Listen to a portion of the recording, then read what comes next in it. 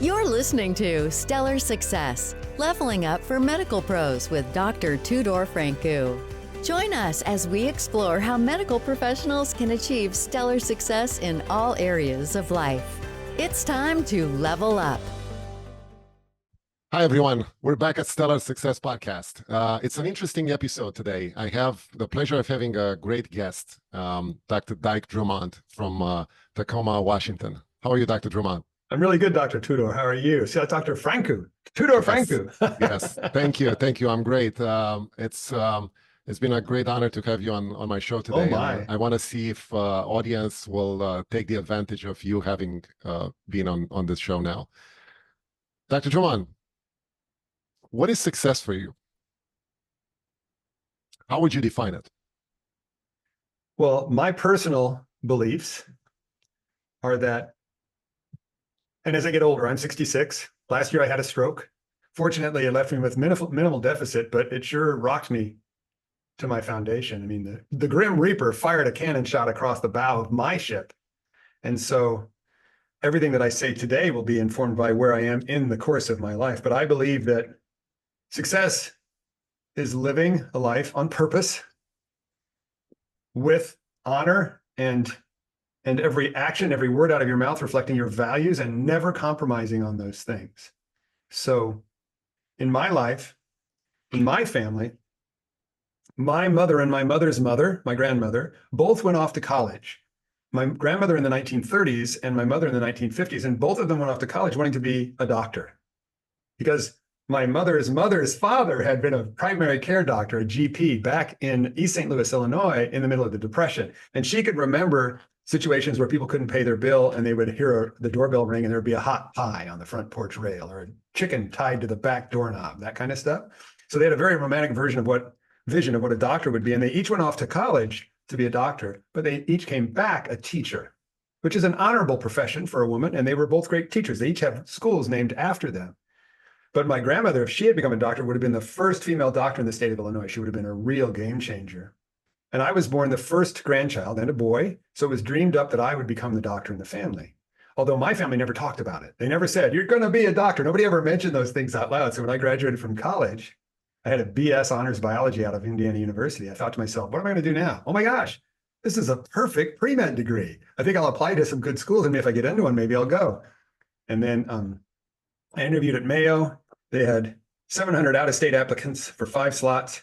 My interview, you got one interview at Mayo, half hour. I'm a rugby player. The guy who interviewed me was a rugby player. We talked rugby for a half hour. We didn't talk anything about my career. And I got the acceptance letter and I said, I'd be crazy not to go. Now, when I thought about being a doctor, I was wanting to be Dr. Schmidt, my GP back when I was a kid. Victorian house, downtown Main Street, looked like a Norman Rockwell poster. And I did become that. And in Mount Vernon, Washington, which is halfway between Seattle and Vancouver, BC, I, for 10 years, was a full-service family practice doctor. And I adored being a doctor. I really loved it. I felt like being a primary care doctor was half detective, figuring out what's going on, half teacher, getting everybody on board with what we're going to do. And in my consciousness, creativity is a big thing. So for me, I was always very excited when I saw something I'd never seen before. I was full service. So I delivered 500 babies. I saw 30 patients a day back in the days of paper charts and all. But after 10 years of that practice, 35,000 patient visits, I added it up one day. It was very rare for me to say, I've never seen this before. This is awesome. The number of unique things that I saw, the frequency of that decreased dramatically. And my mother and my grandmother had both passed away. So I ended up burning out of that practice quite dramatically for several days. It felt like somebody was choking me every time I saw patients. I took a sabbatical to see if it would go away, and it didn't. So I quit my family practice, went on a journey of figuring out how to be an entrepreneur. And then in 2010, I launched thehappymd.com, which is dedicated to, my life has been 100% dedicated, all of my professional life, to helping doctors recognize and prevent burnout. I was the first physician coach on the internet. I've been doing this for 14 years. And in that quest, 2 things. I've always been working to help people recognize and prevent their own burnout, be they individuals, leaders, or folks who are designing the systems and cultures of an organization. And I've designed a business where in every moment, if I make $1, I'm given $10 worth of value. I would never compromise those values. And I feel extremely lucky and extremely successful that over the course of my life, I've been quite advantaged. I am a big old white guy in America. So I feel very successful in that I've been able to live that life in line with my purpose and not compromise my values. And for me, the next step is, what is my legacy? That's where I'm at, is the legacy phase of my life. Yeah, that's a great definition of success. I love that. Jim Rohn said that you shouldn't wish it was easier, wish you were better.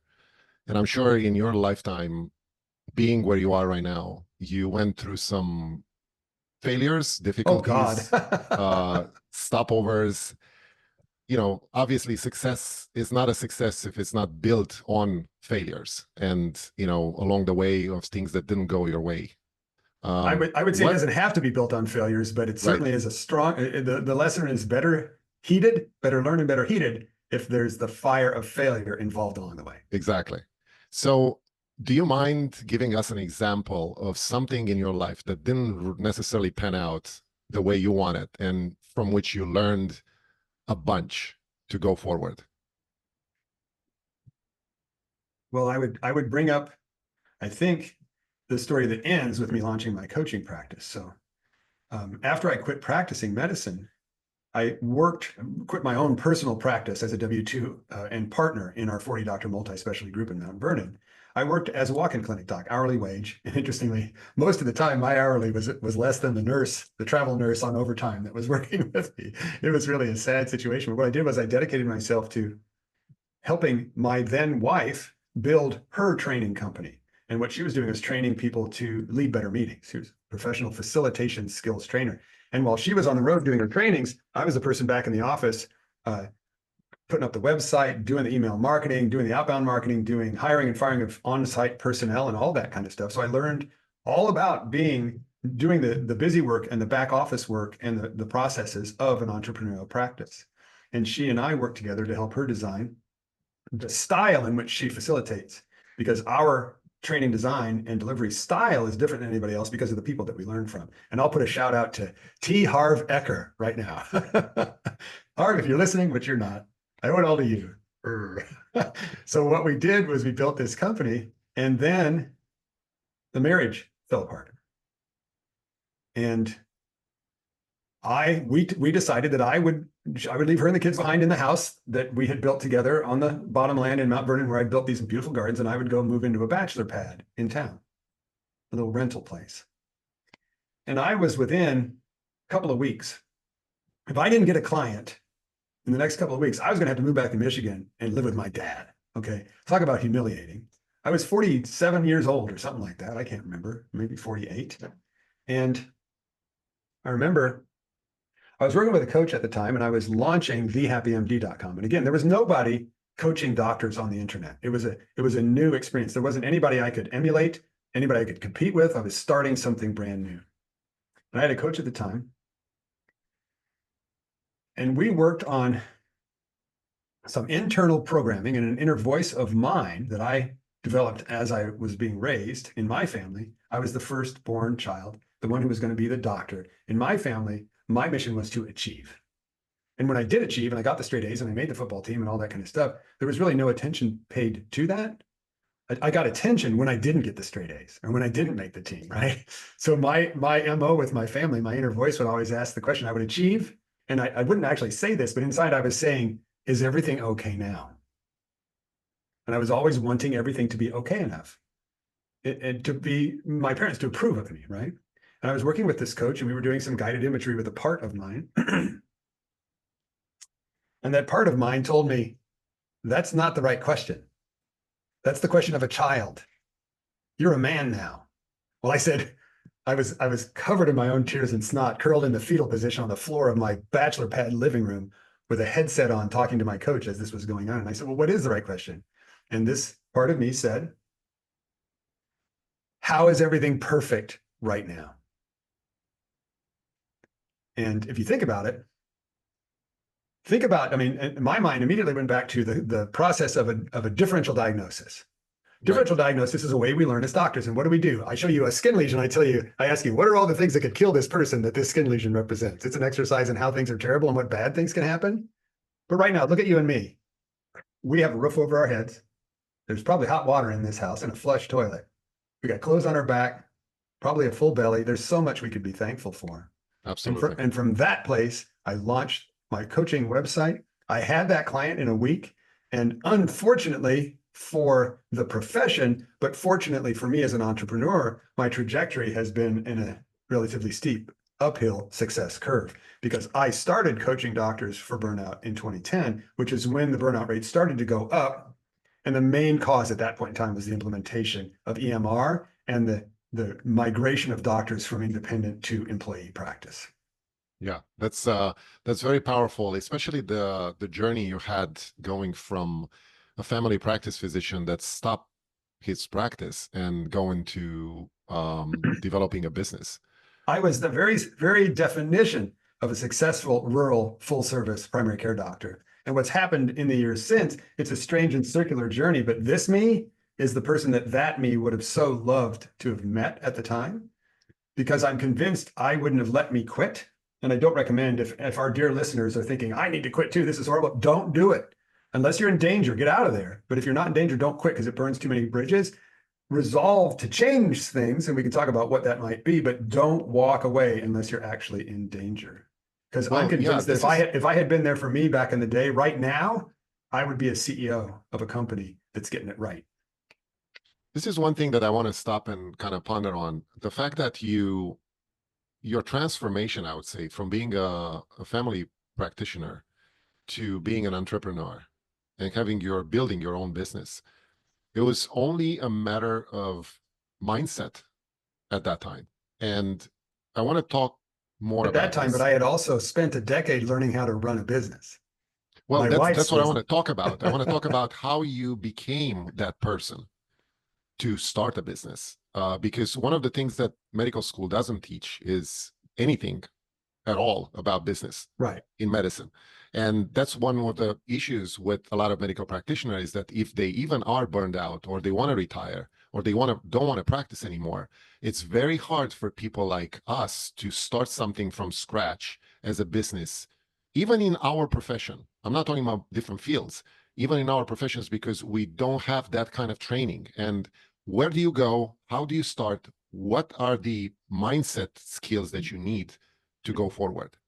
Well, let me just go back before that question, because what are we trained to do? When you think about it, when you decided to go into medical school, when you decided to be a light worker, you decided to go to medical school, even though you could have done anything else, okay? What is the skill set that we were then given in our medical education experience, which lasted from 7 to 16 years, right? The medical education experience is huge, and we're heavily programmed, brainwashed, if you will, during that experience. But what were we trained to be? In residency, you're trained to be a good resident. You're not trained to think for yourself. You're trained to follow orders, do what you're told, right? Never refuse an assignment. Because again, the two prime directives of healthcare are the conscious one, patient comes first. Can the patient come first 24/7, 365, and you have any hope of being a normal human being? Yes or no? No! You have to have an off switch on that, which is one of the big tools that we teach our clients. The second prime directive is never show weakness. Now that's subconscious, never spoken, but you would never do anything to make anybody think you haven't got what it takes. So when you graduate as a really good resident. What you don't see, since it's been 7 to 16 years, is that at the point of graduation, when you are board certified and out, you are completely free to do anything you want to do anywhere in the world. Completely free. And that completely goes right over the head of a resident, right? What a resident is looking for is somebody else to tell them what to do, because that's what's been going on for 7 years. So you do a job interview and somebody pulls out a job description off a rack behind their desk that's complete boilerplate. And you then do what they tell you to do for as long as you can. But the challenge is this: what are the odds that the boilerplate job description you were hired into, what are the odds that that job description is lined up with your ideal job description? What are the odds? Starts with a Z, by the way. 0. So burnout is for all intents and purposes inevitable. Burnout is inevitable as long as you continue to work on somebody else's job descriptions, realizing what are the values, what are the goals of that job description? Are they your personal goals, or are they goals of financial performance of the institution that employs you? So you're working on somebody else's job description. for monetary reasons that only the CFO knows, it's going to end up badly. So you have to find wiggle room in your current job description. And if you can find sufficient wiggle room, you can stay there. And in my experience, 70% of our coaching clients can find wiggle room enough that they stay. 30% leave either because they're malignant entrepreneurs and can't do it any other way, or that they have a conflict with their boss, and sometimes both. The most frequent cause of a doctor needing to move their job or to quit practice in the first place is a conflict with the boss. People don't quit the company, they quit their boss. It's true in healthcare too. Yeah. Yes, I agree with that. And when I meet people like you, okay, here's how universal, ubiquitous, this is how omnipresent burnout is. When I meet people like you, one of the things I recommend people do, and I'll project this upon you. Hey, listeners, check this out. Think of someone that's a doctor that's typically older than you that you really respect. As a matter of fact, when you look at them, you say, oh man, when I'm their age, I hope I'm half as cool as they are, okay? Think about that mentor, elder statesman person, and then set up a time when you go buy them a cup of coffee. And sit down at the Starbucks, get whatever the frap or whatever they want, right? And ask them this question once you've had a couple of sips. Hey, I'm really curious. Tell me your burnout story. And the cooler you think this person is, the more likely they are to respond like this. Which one? Because burnout is everywhere. Every doctor at some point in their career burns out. Burnout is when you can't go any further down this line. You can't keep going on like this. Something has to change. And in that episode of discomfort, you pivot back towards your purpose, back towards more meaning and significance in your life, and you create yourself a new reality that's better than the last one. And when you look back on your episodes of burnout, what you say to yourself is, thank God, or I would still be in that crap job, right? Something like that. That's how it works. Absolutely. It's very interesting because, one of the things that I hear a lot from people that are burned out in our profession is the fact that it's very hard for them to they realize that, but it's very hard for them to get out of it because the comfort zone they're in, it's so cushy and it's so good and it's so easy. Once they step out of that comfort zone, they get scared. But what I'm going to do now? I'm burned out. I don't know what to do anything else. I have no clue of how to start a business. What advice do you have for people like that? Well, yes. Comfort zone has rings, right? If you step a little bit out of your comfort zone, you're a little bit uncomfortable. Things are unfamiliar. You're not sure what to do. You haven't got a success formula yet. But if you step way out of your comfort zone, that's the zone of hair on fire. You don't want to step too far. The key is always, typically when I'm talking to somebody, they're at least 4 or 5 years into practice, not always. I mean, a lot of times I'm talking to people in their 50s and what they're doing. And when I say talking to people, you can come to my website and you can hire me or any one of our coaches.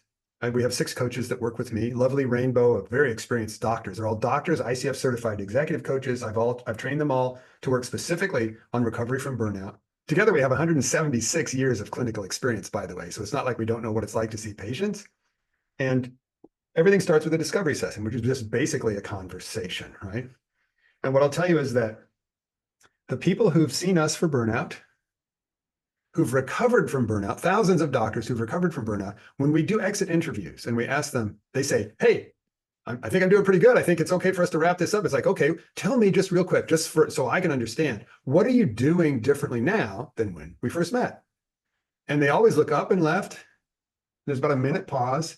And then they'll say, you know what? It's not really a whole lot. It's just a couple of little things, but the little things make a big difference.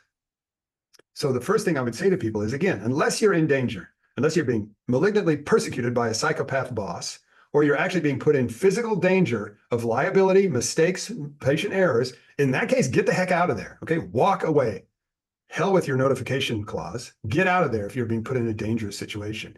But if you're disgusted or perturbed or irritated with your job and you want to change things and you're not in any danger, resolve to make a change. And here's what you do. I'm going to teach you the guts of our coaching practice, okay?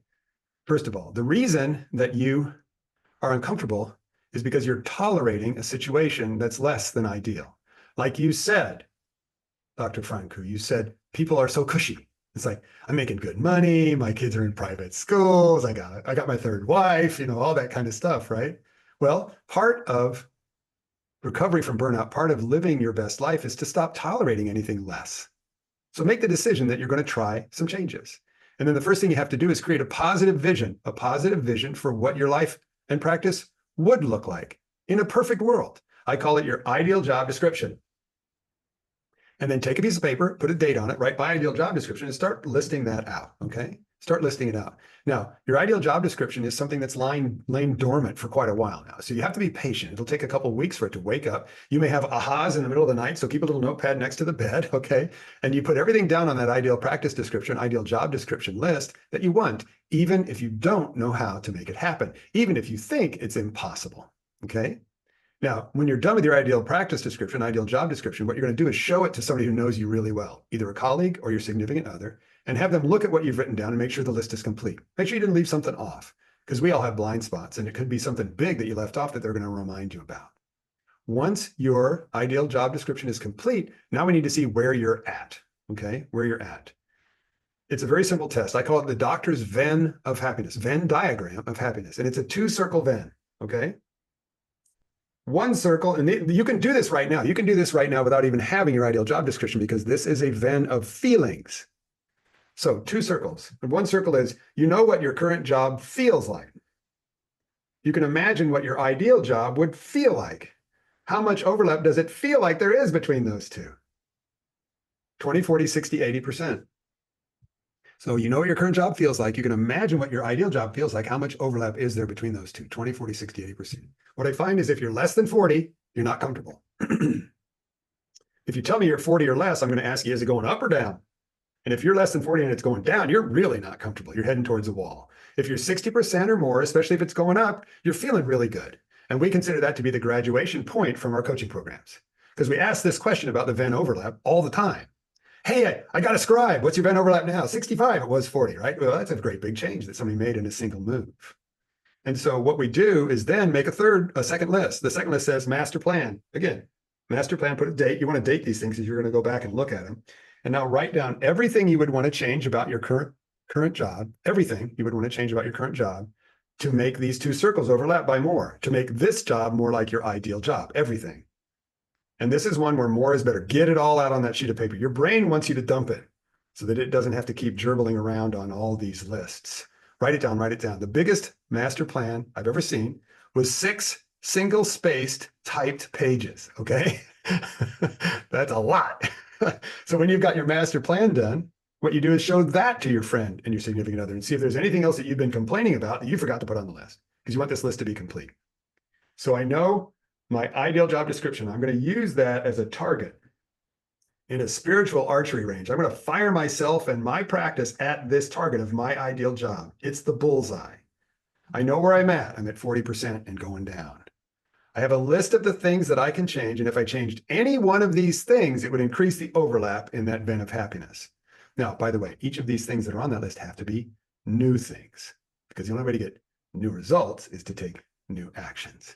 And what we find is that successful resolution of burnout is when you've picked 2, 3, maybe 4 things off that list and turned them into new habits that brings your energy level up to the point where your burnout goes away and you're able to participate in your practice and enjoy what you're doing. That's great. It always takes more than one step. Burnout is not a problem. There is no solution. What you need is a strategy. Yeah, that's a great advice. I want to stop here and talk more about what you said. The fact that coaching in general is regarded as something that is not necessarily a virtue for someone to seek coaching or mentorship. Right. It's more of a weakness, I would say. Mm-hmm. It's misconstrued as that, yeah. And your whole business right now is based on that fact that you need to coach people for burnout and how to realize their goals. But as you said at the end, it's not necessarily the goals that are the issue, it's the daily habits if somebody has to have to build those goals. Mm-hmm. And I wonder if there is anything you can advise people to build those habits? Because I've seen so many people with great goals and great dreams that have no habits, daily habits that can bring them to a higher level. What do you do about this? Well, let me answer the first part of your question first, okay? The patient comes first is prime directive number 1, and never show weakness is prime directive number 2. Again, that's not something anybody ever says out loud. It's a subconscious form of conditioning, but never show weakness is fully in play. It leads to us ignoring the symptoms of burnout. It leads to us not asking for help when we really need it. As a matter of fact, 400 to 600 doctors a year would rather kill themselves than ask for help, okay?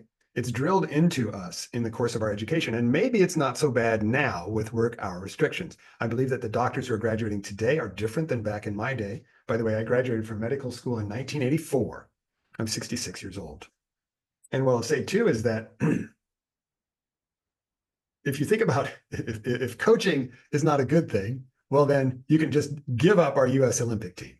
Because I guarantee you, every damn one of those athletes got at least 3 coaches. They got a shrink coach talking about their attitude, right? They got technique coaches, strength coaches, endurance coaches.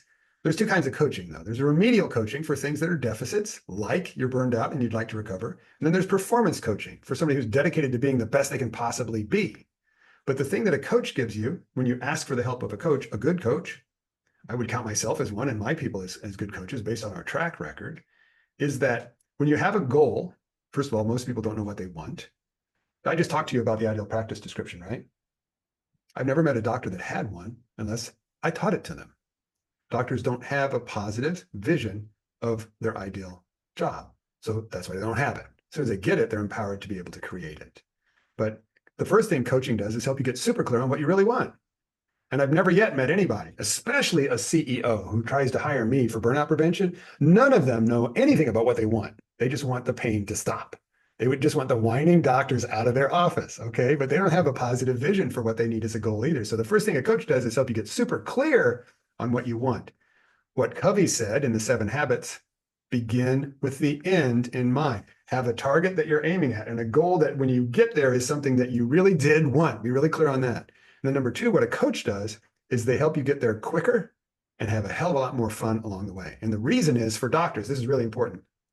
Doctors, cognitive bandwidth is always 100% occupied, especially at work. At work, every minute of every day, you're completely occupied by everything that's flying in your direction, and you're responsible for all the answers and making everybody sick, and you're liable if they don't make it, okay? So what a coach does is give you a solid, my coaching sessions are 90 minutes long, a solid chunk of time every couple of weeks where you're going to let all that whirlwind go, take a big breath, let go of anything that doesn't need to be here right now, and you're going to focus 100% on you. And I'm going to be focused on you too. And I'm qualified because I believe if you're going to coach a doctor, you better damn well be a doctor yourself. I'm going to coach you on you reaching your goals. I'm interested in one thing, you getting what you really want. And our relationship, doctor to doctor, I'm functioning as a coach, but doctor to doctor, may be the first supportive relationship you've ever had with a peer. Because under ordinary circumstances, doctors are competitive with each other. We don't have each other's back in the way that we could. Yeah, and so that's important. Coaching is dramatically important when it's time to make the pivot. Now, you can get there on your own. It's probably going to be slower. It's probably going to be lonely and more difficult. But coaching is the fast track. And I say that not out of self-interest. You do whatever you want to do. I can tell you that every time I've hired a coach, it's made a huge difference. And I've had dozens of them in my career. Yeah. What about skills and habits forming process? When you start with the vision, okay, let me just show you this. I got to put my hand up to freeze my camera here. Okay, good. So now it should stop tracking my head. I work with people on this basis. And Let's say for someone who doesn't watch the YouTube. Imagine a word stack. Imagine a word stack. Okay, let's start over. So when we're talking about building habits, building structures, building things underneath your goals to reach them, first of all, you have to formulate a good goal. And imagine a stack of words. I want you to, if you're listening and you're not watching me, I want you to write these 3 words, one on top of the other. The top word is vision. The second word is strategy. And the third word is tactics. And let me just tell you a story. At my website, when somebody calls in and they want a discovery session, they're usually not particularly happy. They're not having a good time. And they say to me, Dike, what should I do? And I say, I have no idea. And here's the reason you don't know. Okay, look at this word stack now: vision, strategy, tactics. At what level in this word stack does what should I do sit? Is that a vision question, a strategy question, or a tactical question? What should I do? What do you think it is? Dr. Francu, what is it? I think it's a vision. It's a tactical question. What should I do? A vision question would be, where am I headed, right? Let me give you a parenting example of this. And that mistake is quite common. I think it's a vision question. No, what should I do is a tactical question. Think about this. Do you have children? Yes, I do. How old are they? They're all 23, 25. Well, mine are 30 and 33. Okay, got it. They're older. Here we go. So imagine they're 3 and 5. Okay, imagine they're little kids again. And you came into the house and you said, hey, kids, get packing. We're going on vacation. Are they going to get packing, or are they going to have a question for you? Probably a question. What's their question? Where? Yeah. You can't even figure out what to pack in your suitcase until you know where you're going. That's how important this is. So I don't know what you should do until you tell me what your vision is. But what your vision is clear. Remember, ideal job description. When your vision is clear, you can look down at your feet and see the first step you would take. You will immediately know the first step to take as soon as your vision is clear. So if you're looking to build strategies, and don't say the word solution. No solution, no such thing for burnout. When you're thinking about building your strategy to help you be as healthy and happy as possible and to live that good life and be successful, you're going to look down at your feet with your vision in mind, with your goal there, right? With your ideal job description clear, a target. Imagine an archery range. You're shooting yourself at it. When you look down at your feet, you'll know exactly the first step to take. And then you build on those steps until you're taking enough steps towards your ideal practice that vent of happiness rises up above 60%. You're going to feel totally different. And when you look down at the end of what you've actually changed, it's going to be 2 or 3 or 4 seemingly small things that have made all the difference. So I can't prescribe for someone. You build this organically as you walk the path back to being somebody who digs what they do. And if you can't do that, you're either going to find a new job as an employee, or you're going to step out and maybe create your own business. But just know that's a whole different learning curve if you're going to be an entrepreneur. Yes, I agree with that. I want to focus on you a little bit more. Okay. Because you are a successful person. And I want to deconstruct your mindset a little bit. What can you tell us about your personal approach to daily skills and habits to build the successful practice you have now? And what is your daily approach to fitness, to health, to nutrition? How do you see those things? Well, like everybody, I'm aspirational. So I have certain things I'd like to have in my life and certain disciplines I'd like to have that I'm always working on and honing, because I'm certainly not somebody who's perfect in any of the things I'm about to mention. But one thing that becomes clear to me, first of all, I was an athlete growing up. I played rugby for 23 years, always pretty fit. 12 years ago, started to have intermittent atrial fibrillation. I've had 3 atrial ablations, and I have a 2-chamber pacemaker. And last year in December, I woke up in the middle of the night and I couldn't move my left side.